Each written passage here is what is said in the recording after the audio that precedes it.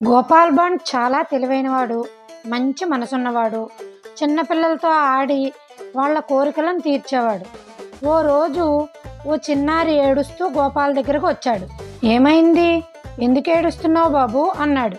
నేను బోలా sweet shop దగ్గరికి వెళ్ళాను, రసగుల్లాలు కొందామని. అతనికి డబ్బులు ఇచ్చాను, కానీ అతను తీసుకుని మీ నాన్న నా దగ్గర అప్పుగా తీసుకున్నాడు, నీకు నేను రసగుల్లా ఇవ్వను, మీరంతా నా దుకాణం మీద ఈగల్లా పడుతున్నారు అని చెప్పి ఆ చిన్నారి ఏడుస్తూ చెప్పాడు.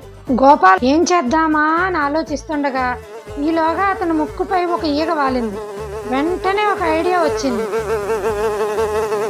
పిల్లలకు సైగ చేసి ఒక్కడే బోలా షాపుకి వెళ్ళాడు. అప్పుడే బోలా భోజనం చేసి కొడుక్కి షాపు చూసుకోమని చెప్పి నిద్రకు ఉపక్రమిస్తున్నాడు. గోపాల్ ఇదే అదనుగా కొన్ని రసగుల్లాలు తినడం, కొన్ని జేబులో పెట్టుకోవడం, ఇలా చేయడం మొదలెట్టాడు. ఇది చూసిన బోలా కొడుకు, ఏమండి ఎవరు మీరు, ఎందుకు అలా తినేస్తున్నారు అని ఆశ్చర్యంగా అడిగాడు.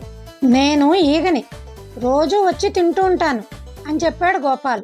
ఏమిటి ఈగ అంటూ కంగారు పడిపోతూ, నాన్న త్వరగా రా, మన షాపులో ఓ పెద్ద ఈగ స్వీట్లన్నీ తినేస్తోంది అంటూ పెద్ద పెద్దగా కేకలేశాడు.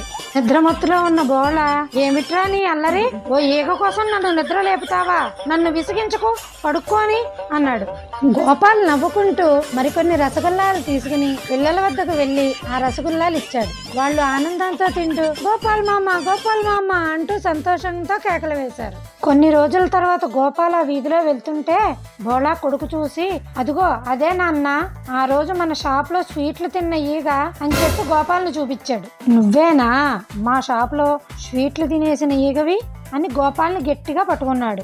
గోపాల్ నవ్వుతూ, నేను ఈగ బోలా, అయినా నువ్వే అన్నావుగా మా పిల్లలు ఈగలు లాంటి వారని, మరి వాళ్ళ తరపున ఓ ఈగ వచ్చి స్వీట్లు తినకూడదా చెప్పు అని చొరకేశాడు. బోలాకు విషయం అర్థమైంది. అప్పుడే గోపాల్ అతని వద్దకు వెళ్లి డబ్బులు ఇచ్చి, బోలా పిల్లలు దేవుళ్లతో సమానం, ప్రేమతో చూడు, ఎప్పటికీ నీ షాప్ మంచిగా నడుస్తుంది అని హితవు చెప్పాడు. ఇలాంటి ఎన్నో అరుదైన అద్భుతమైన కథల కోసం please like, share and subscribe అరుదైన కథలు ఛానల్.